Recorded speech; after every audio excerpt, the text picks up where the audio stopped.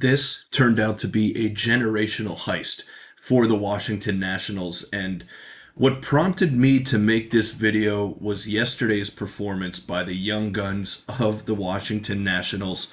And a few years later, this has really worked out for them. The team success hasn't necessarily been there, but they're on their way. And these guys are going to be the drivers of that engine that propels them back to maybe a World Series. So we'll break that down and much more on this episode of 3 Up, 3 Down.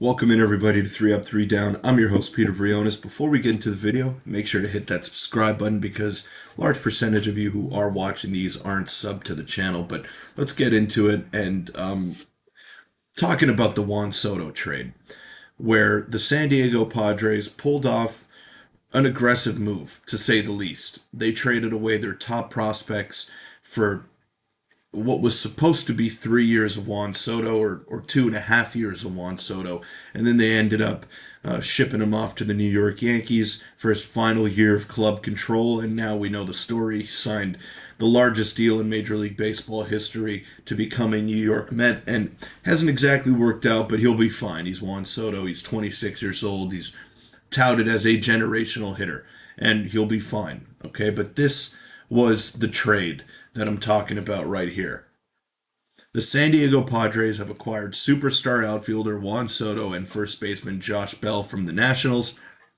The price for the Padres is far from cheap. The return package going to the Nationals includes prospects McKenzie Gore, Robert Hassell, shortstop C.J. Abrams, outfielder James Wood, and right-hander Jarlin Susana. And that was the trade. That was the bulk of the trade right there. But you look at those names and you're like, okay, wow, some really good players on that list. Robert Hassell was actually the number one prospect of the San Diego Padres at the time. So he was supposed to be the headliner of that deal. Instead, I don't know. I don't think he's going to become the best player of that bunch. But it's no slight on Hassell because those other three players are absolute stars. And let's take a look at some of their production. This is McKenzie Gore, who I don't think is an ace, not yet at least, but he has shown some signs of brilliance. He's the first pitcher to reach 100 strikeouts in Major League Baseball this year. He's got an ERA of 3.16. The record is not quite there, but he's been really good for the Nationals this season. He's a lefty with immense stuff. He's one of the best strikeout pitchers in the game today. Now, we take a look at the score from yesterday. It was a fun game. 9-3 Nationals. They're 26-30, 4 games below 500. So again, the team success not exactly there. But who's leading the charge? It's James Wood with a 2-run home run. It's C.J. Abrams at the top of that lineup. Robert Hassell, who's also in that lineup. And then McKenzie Gore yesterday went 6 innings, didn't give up a run, and struck out 8. So he's been really turning it on as of late. The next guy is C.J. Abrams, who we see right there has accumulated 1.9 wins above replacement. Has dealt with some injuries for this year, so hasn't been fully healthy, but man, can the guy play, right? And last year was sort of his breakout season where he went for 20 home runs and 31 stolen bases. The year before that was pretty solid as well with 47 stolen bases, but you just see that he's consistently getting better and better and better, and that's exactly what Washington National fans want to see. So he's only 24. He's only going to get better. But the centerpiece of this deal, and if it was just that, if it was just McKenzie Gore and C.J. Abrams, you would say, okay, that worked out pretty nicely. Those are two real good prospects that are going to be building blocks for the future. But it's not just that. And this is the centerpiece right here. James Wood, who, as of right now, is definitely an MVP candidate, and they still have him for another 5 years after this one. So this guy's a stud, mammoth of a man, 6'7", 234. He was a second round pick out of IMG Academy. I mean, the guy is just a stud. And still so young, and he's only going to get better.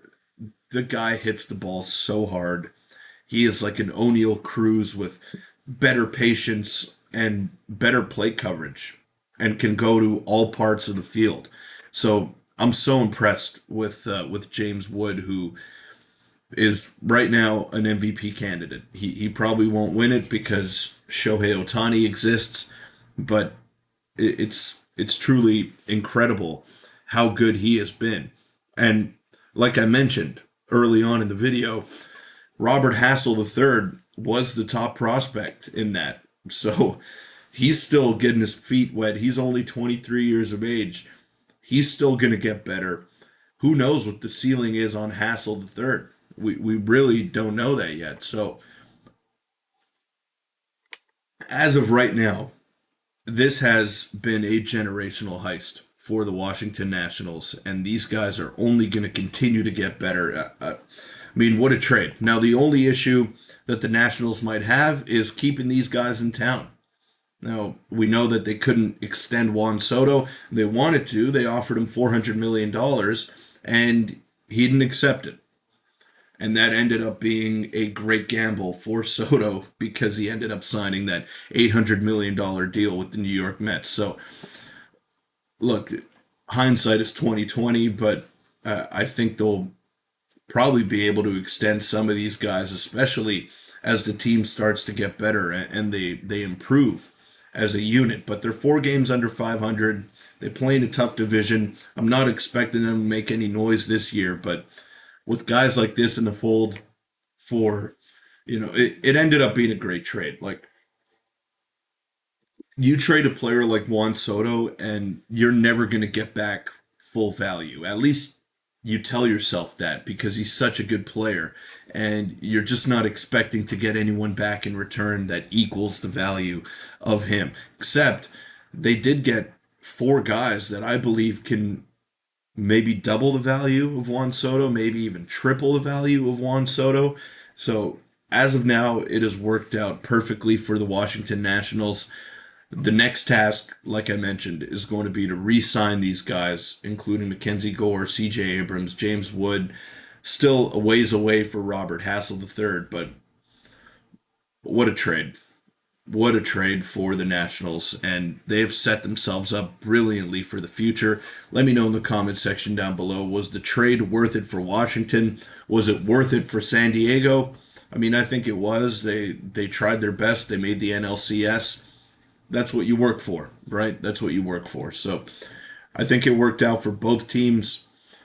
Maybe the Padres don't do it in hindsight, but then again, you could argue that James Wood and C.J. Abrams might have been blocked at the time, and they might not have had that clear pathway to the big leagues that the Washington Nationals afforded them. So that'll wrap it up for this episode of 3 Up, 3 Down. Thank you all so much for making it this far, and I will see you all next week.